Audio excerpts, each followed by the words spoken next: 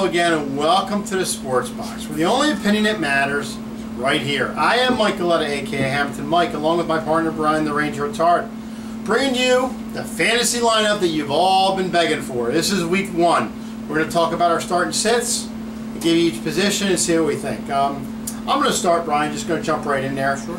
Well, my one start this week, I think definitely a quarterback you definitely want to start this week is Andrew Luck. Indianapolis, home against Detroit. Here's the Detroit team coming in defensively, not the same as they were a year ago. I think Andrew Luck's definitely the move to start this week. My start of the week at quarterback is Derek Carr at New Orleans. New Orleans has probably, if not the worst, close to the worst defense, especially against the air in the NFL.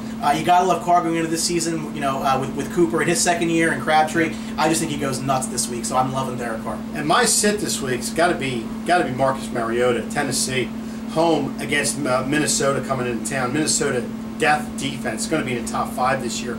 That team's going to live off their defense this year. I just think Mariota struggles this week, even though they do have, like we had talked about, Tajay Sharp. Some guys have questioned him. Some Murray. Things like that in the backfield. I just think Mariota, it's a no-win situation. Don't start him this week. My sit of the week for quarterback is probably the guy who was taken #1 quarterback in your draft. That's Cam Newton going over to Denver. Listen, we all saw the Super Bowl. He played really bad in that game. Didn't play well at all. Didn't score a lot of points. These games where the Super Bowl team, hosts the first game of the season, they usually win those games. I don't think you're going to see a lot of the Cam Newton, and I'm going to double down on that with my wide receiver a little bit later on in the show. So the running back to start this week, got to go with Lamar Miller at Houston. In home against Chicago. Chicago coming in bad defense. Here's a Houston team with Brock Osweiler, a lot of weapons, DeAndre Hopkins, and then you got Lamar Miller in Houston. I definitely think it's a good fit. Got to start him. He's going to have a hell of a day. Got to start Lamar Miller. The guy I like as a running back is Rashad Jennings of the Giants going up against my Dallas Cowboys. Here's a newsflash: the Cowboys' defense, it sucks. It's never very good. Wow! And these early games with the Giants and Cowboys were always high-scoring games. Rashad Jennings is a guy you probably got pretty late in your draft, considering he's a starting running back with not really a lot of competition on the team. Played really, really well down the stretch last year. I think Jennings gets in the end zone twice this week. I definitely think in the way of the sitting department for the running back, you got to sit anybody from Jacksonville this week. They're going up, even though they're home. They're playing Green Bay coming in there. Green Bay not too bad against the run. You're looking at Yeldon and you're looking at Ivory. I don't think they get the job done this week. Don't start Jacksonville's running backs. I want no piece of Jeremy Langford this week at Houston. J.J. Watt's back on the Houston D. They're going to be at home with a new quarterback, and they're going to play very, very well that game. It's going to be Langford's really his first start as the starter. Again, he replaced Forte to injury last year. He'll have some good games this year. This ain't going to be one of them. I like to sit Jeremy Langford this week. Wide receivers to start this week, and you're going to be shocked at this one. I'm going to say is Julio Jones against those Buccaneers. Wow. Even though you are going out on the limb, huh? Julio Jones? I know. Wow. The Tampa Bay secondary is a bit shaky this year. Well, they're a lot shaky. They kind of suck. So hopefully with Chris Conte back there, they can do some damage. But I just see Julio Jones having a real big day back there. Eats up secondaries like this. They're at home. Their opening day. Matt Ryan feeling a little bit. I definitely think got to start Julio Jones. I think you should definitely be starting all of your line receivers, but especially Golden Tate. He's the new #1 basically in Detroit now that Calvin Johnson's left. They're adding Indianapolis, who also doesn't have a very, very good defense. Sorry, Jim Santora, just it is what it is. They were 8th against the wide receivers last year as to how many points they gave up. I think Golden Tate has a hell of a day. And he's going to want to start that rapport with Stafford now being the guy. I like to see him have a good game. I think the sit of the week in the way of the wide receiver department's got to be Larry Fitzgerald. Home against the New England Patriots. Patriots are the Patriots. I don't care if they're coming west. I don't care if there's a time change. You got to look at Larry Fitzgerald. He has good seasons, and actually last year was a good season for Larry Fitzgerald. I just think in this game you can't open up with him. They're going to be covering him, and he's not going to get that many passes. So I definitely sit Andrew Fitzgerald. As I mentioned, as I was talking about Cam Newton, I think you should absolutely sit Kelvin Benjamin this week. He's going to be on a snap count. I think the rumor is like 35 snaps in the game. He's going to be covered probably by Aqib Talib. Again, what are you going to get out of him? Maybe 30, 40 yards? He doesn't get in the end zone. It's going to be a bust for you. I think you need to sit Kelvin Benjamin. He may have better games in the future. I don't like him this week going to Denver to start the year. In the way of the tight ends, I know a lot of teams don't have tight ends, but some do, some don't. You got to play Kels from Kansas City. Here's a team that's home. They're playing the Chargers. The Chargers stink. Their defense is a little banged up. They've lost some guys in the offseason. Here's a guy we just talked about in a couple specials ago who's very underused. I definitely think Alex Smith has got to get to him. Here's a guy I think he's going to be used against the Chargers.